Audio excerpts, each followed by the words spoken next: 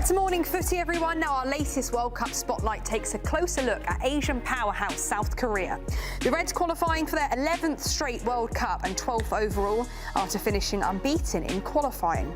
Now, South Korea's best ever performance at the World Cup came in 2002 when they were co-hosts and made a run to the semi-finals, beating Italy and Spain along the way. Now, their captain during that 2000 run was Hong Myung-bo, and Hong is back as South Korea's head coach, taking charge in 2024.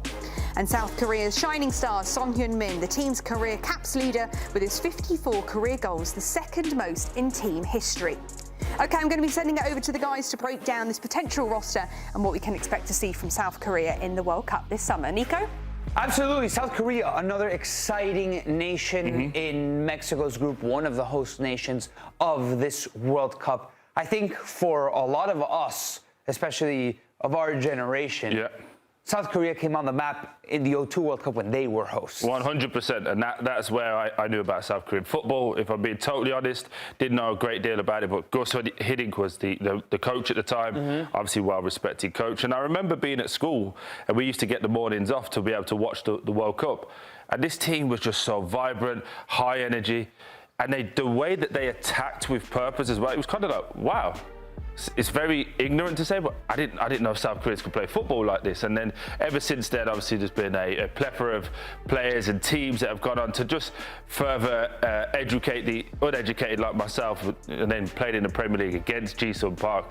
You know, you're in this situation, you're like, wow, what a player. And I just think for most people, they won't realise just how much of a star he is.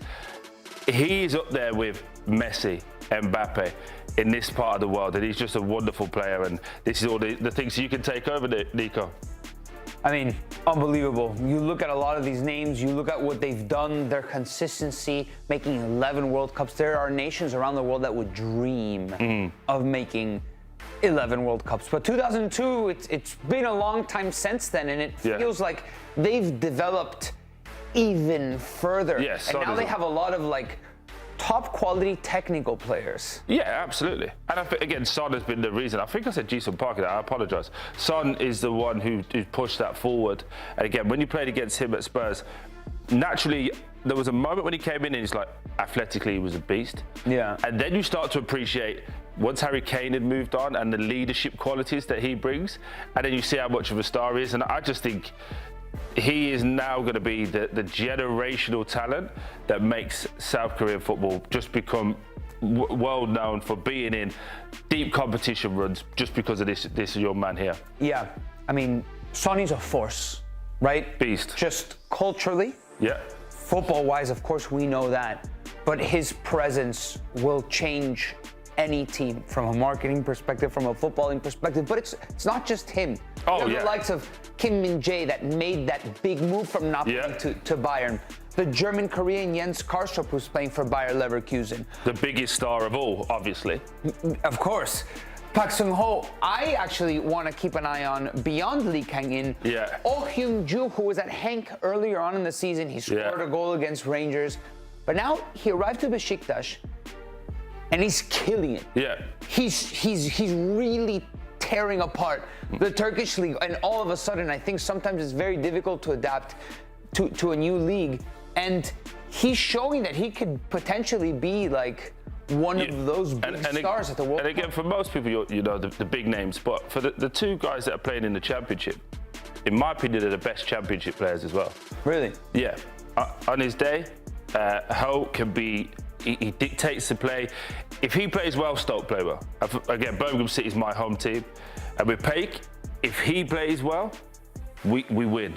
It's just that simple. And I said it last year when they were in League One, he's one of the only couple of players that can go again and go to the Premier League and he will get better. I think they're a fantastic team, and that was the point I was trying to allude to. Yeah. A lot of these would come off of seeing what Son has done, and then you just get that national treasure moment where you go, oh, I can see that, I can be that, and then you start to believe. I think we're missing one more player from that list who's very important, who's their rhythm maker, who's Hwang In-beom, former Vancouver Whitecaps player, and he's now at Feyenoord. I have a friend that used to play at Feyenoord, and he would talk to me about the quality and the mentality of a player like that in the midfield, also played at Red Star, so has had a lot of these worldly experiences, different football cultures, so a very educated footballer. Let's take a look at the World Cup schedule. Obviously, it's that first match against the UEFA Path D that does include the likes of either Czechia, Ireland, Denmark, and North Macedonia. Not an easy game out of the gates. And then against Mexico, still in Guadalajara, and then against South Africa in Monterrey. Do you see them as favorites in any of these games? Personally, yeah, in all of them. I see them favourites in all of these games. I think this is going to be a follow-on from 2002, where we spoke about when we first heard about this South Korea team. It was like, wow. I think now I think they're going to win that group, and then I think everyone's going to go, hold on. Yeah. Who are these guys again? And I think that's where it's going to go forward from there. I wonder how they take on the responsibility of a match against Mexico, for example. They were once host nations, and now it's kind of flipped to where they're facing a host nation. It'll be Mexico's first game against Mexico in Guadalajara. It'll be the first game in Guadalajara, right? Mexico's playing that first game in Mexico City, so there's going to be a renewed atmosphere, regardless of the result against South Africa. I think that plays into their favour, though. They've got players that are massive clubs all across the world. They've been in big moments, in big situations, and they'll have a younger crop as well. They'll be like, okay, this is my moment to shine. So I genuinely believe these are a dark horse for a very deep run because of the energy, because of the technical quality that they have, but also the no fear and the pride that they have within themselves. Okay, so if you guys are bored and had enough of the outsider's take on South Korea, we bring in an expert. It's Stephen Han, FIFA's content creator, lead, and host. Stephen, welcome to Morning Footy. It's Footy Kit Friday here on the show. We wear our kits. You must have some sick K-League kits to show off, don't you?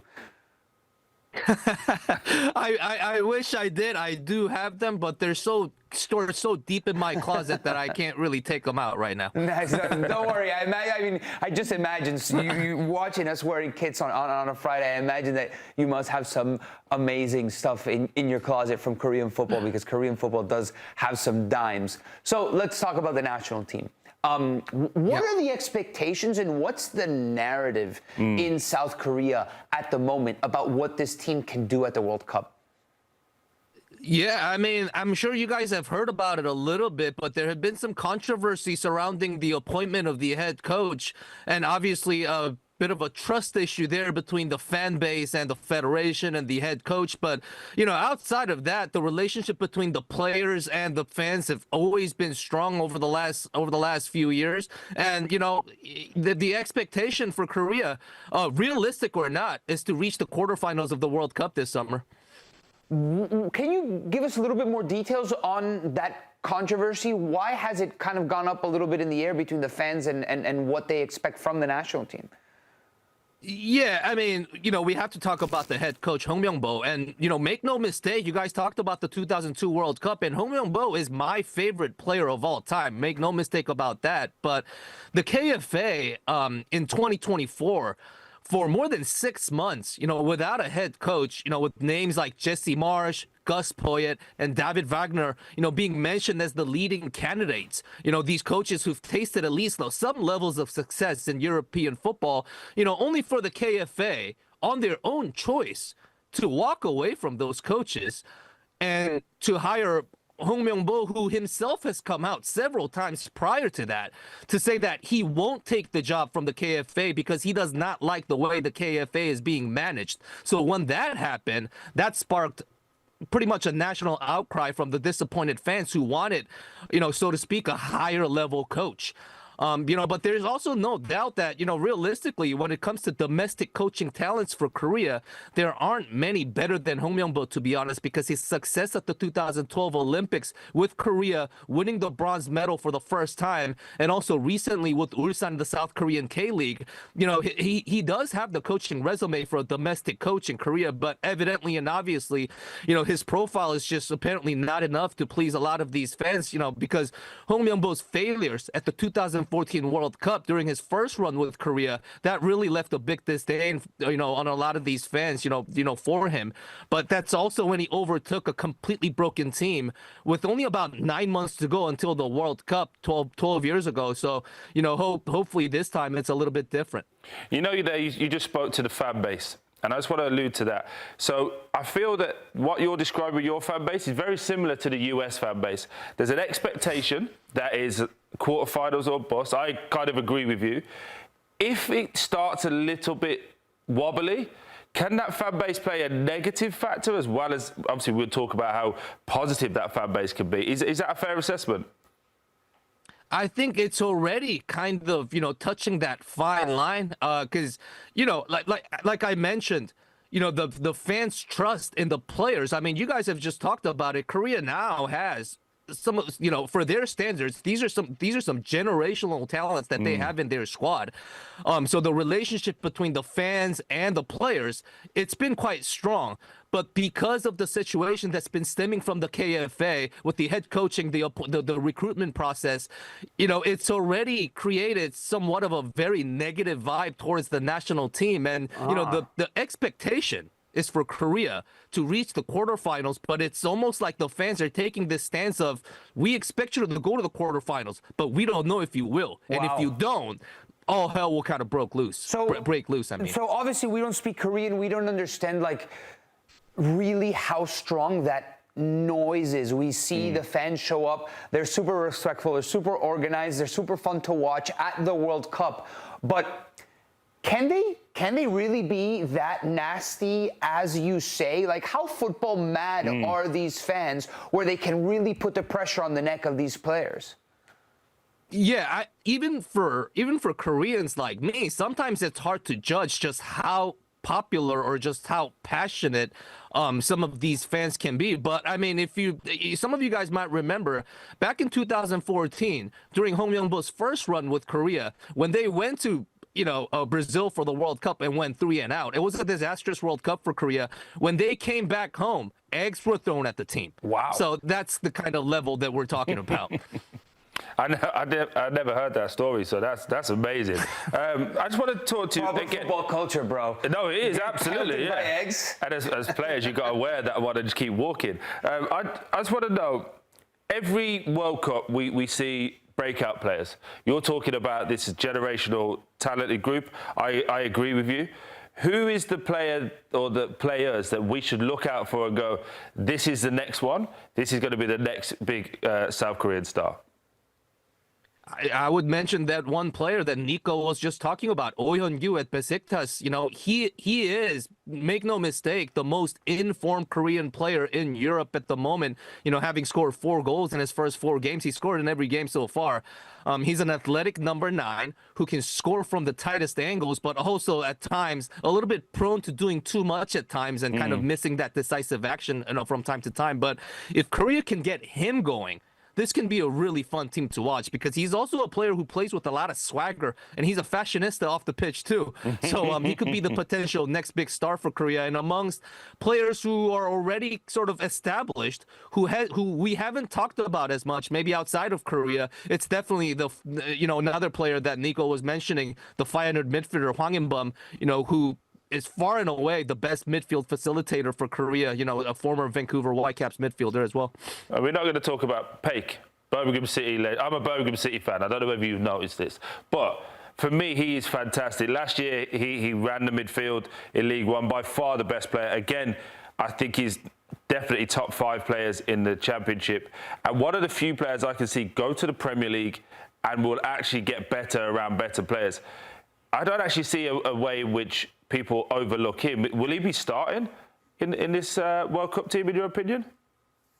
I was just gonna mention the defensive midfield position is where Korea is, I wouldn't say weak, but they don't have a clear and obvious player who can play there, somebody who can partner Hwang In-bum there. So Paik Seung-ho, obviously, one of the strong candidates to start there because Korea has a couple of injuries as well in that position. So they're going to have to find somebody new. It could be another player that you guys just mentioned, the German-Korean midfielder Jens Kastrup, who plays at Borussia Mönchengladbach.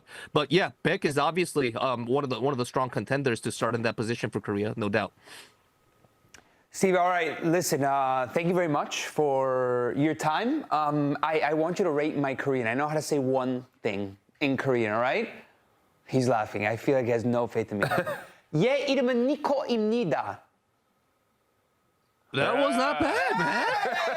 Hey, I should have introduced myself with my name is Nico on the front side of our interview.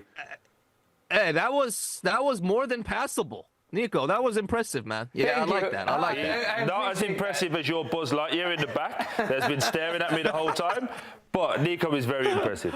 That's Stephen Hahn. Thank you very much for your fine compliments. Stephen, he is FIFA's lead content creator for Korea, all things Korea for this World Cup.